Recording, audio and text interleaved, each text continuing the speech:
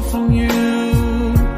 Yet to me you were always so close. I wandered lost in the dark.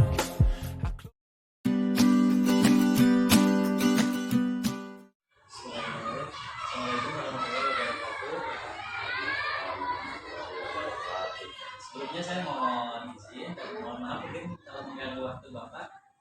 Sebagai kepala sekolah SD 1, saya akan mengajukan beberapa pertanyaan wawancara Pak sebagai tugas saya mengidentifikasi kasus-kasus antara dilema etika dan atau rujukan moral.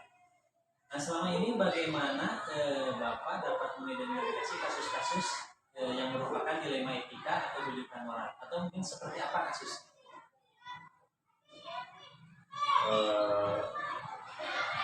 Yang barusan pertanyaan sebetulnya di SD 1 belum terjadi ya, hal seperti itu. Untuk sementara hal-hal yang barusan diajukan itu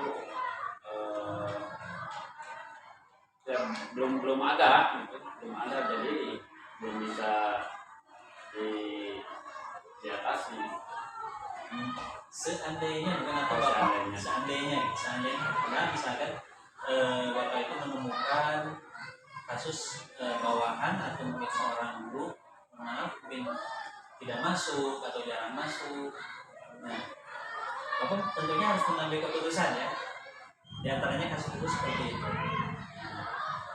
Misalnya tidak masuknya itu ya karena anak sakit misalnya, minta izin sementara di sekolah juga itu ada kewajiban mengajar sementara anaknya sakit. Nah, langkah-langkah atau prosedur seperti apa yang biasa Bapak lakukan kalau menghadapi kasus seperti itu? Kalau terjadinya baru atau satu kali saja itu baru bisa dimaafkan. Nah, itu bisa kita diizinkan ya. Kemudian untuk kelasnya sendiri itu bisa kita dititipkan ke guru yang lain yang sama kelasnya atau oleh Bapak sendiri yang masuk ke sekolah ke kelas ya. Tapi kalau beberapa kali terjadinya seperti itu, mungkin guru tersebut akan Bapak panggil untuk diberi penjelasan dulu, dan selanjutnya mungkin diberi peringatan kalau terus-terusan dilakukan hal seperti itu. Oh, jadi yang kan tadi kalau selama masih 1 hari 2 hari ya. Terus mungkin dalam menghadapi hal seperti itu, adakah tantangan dalam mengambil keputusan terhadap kasus-kasus yang barusan Bapak katakan itu? Kira-kira tantangan atau kalau Sundanya mungkin kagok gitu ya? Apa yang menjadi hal yang menjadi tantangan yang mengganjal di hati Bapak? Ya, tantangan untuk melakukan tindakan kepada orang yang seperti itu dikarenakan satu, karena dia seorang ibu ya,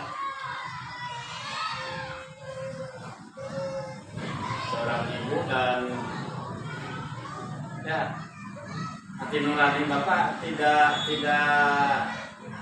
tega untuk melakukan hal-hal yang menjadi orang itu tidak enak. Jadi dilema gitu Pak ya? Itu jadi dilema. Satu sisi merasa kasihan, ya. Satu sisi ya karena peraturan gitu ya. Sekolah.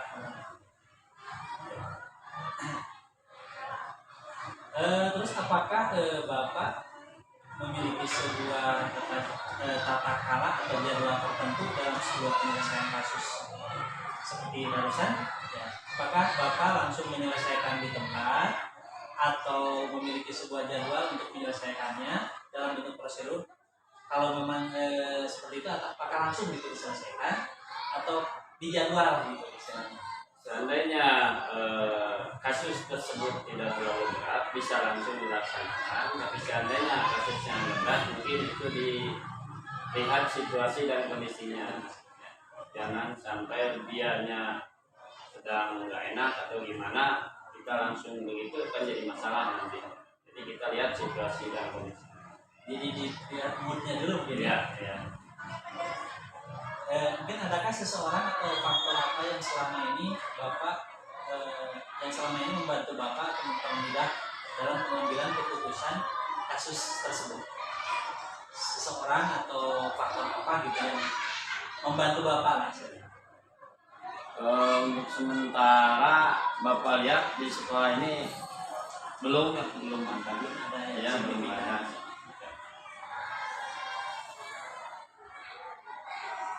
Nah, kan barusan dalam kasus dilema etika ya, jadi antara benar dan benar, jadi ini membingungkan. Nah, dari keputusan ini gimana? Mungkin namanya dilema etika. Nah, dari semua hal yang telah barusan Bapak sampaikan, adakah pembelajaran yang dipetik? Kalau ada, mohon dikemukakan pelajaran apa yang dipetik dari kasus-kasus seperti barusan. Ada ya, tapi untuk ke depan mungkin orang yang melakukan hal tersebut ya, Bapak harus hati-hati melihat orang-orang yang melakukan kasus itu sendiri, karena orang-orangnya itu akan berbeda sifatnya ya, karakternya. Nah, kita harus hati-hati, orang ini harus gimana, orang ini harus gimana, orang ini harus gimana. Jadi Bapak mungkin untuk kasus hal tersebut supaya tidak terjadi apa-apa ke depannya, melihat dulu situasi kondisi. Itu pelajarannya mungkin lebih hati-hati gitu ya. Ya mungkin Bapak sekian wawancara dari saya. Ini terima kasih atas kesediaan Bapak untuk saya wawancarai, berbagi pengalamannya. Sama-sama, semoga sukses. Amin ya Allah. Assalamualaikum warahmatullahi wabarakatuh.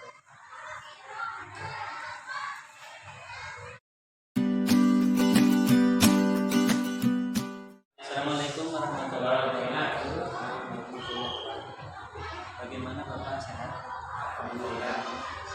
Sebelumnya saya mau minta maaf dan mohon izin karena saya akan mewawancarai Bapak karena Bapak sebagai kepala madrasah Al-Asrar ya. Nah, ini Pak, selama Bapak menjadi kepala sekolah di sana, pernahkah Bapak itu berada di antara dua pilihan atau dilema terhadap anak buah Bapak, misalnya karena satu masalah apa, satu masalah apa? Di antara dua pilihan, pernahkah? Pernah. Dan seperti apa ya Pak? Bisa diceritakan gitu? Dia anak ya yang boros, Anak yang boros. yang tidak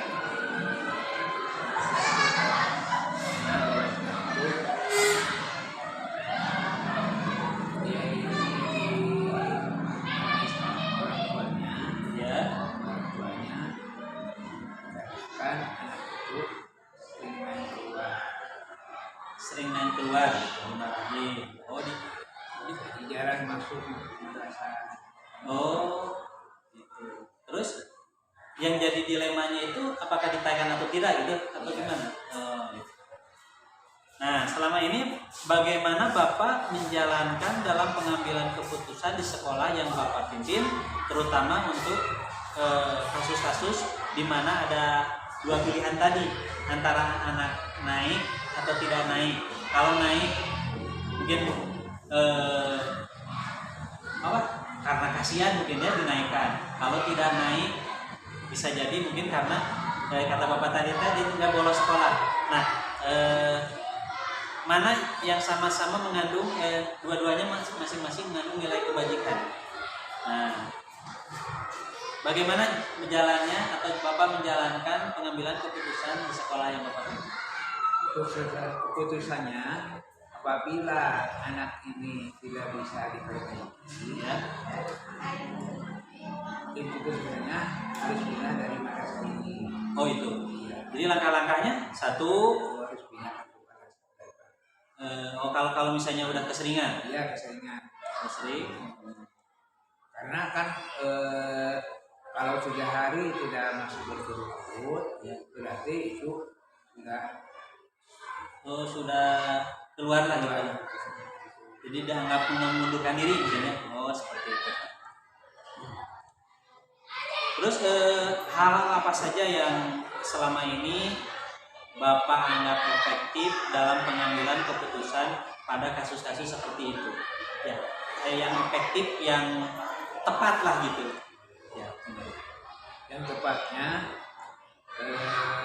anak itu diusahakan supaya masuk lagi ke madrasah, nah itu diberi pengarahan. Kalau bisa di anak itu mengikutinya berubah, maka anak itu dilanjutkan untuk mengikuti pendidikan di masa ini. Dan kalau tidak ada solusi yang lain, maka bapak putuskan akan dikeluarkan ya kalau sudah tidak ada perubahan.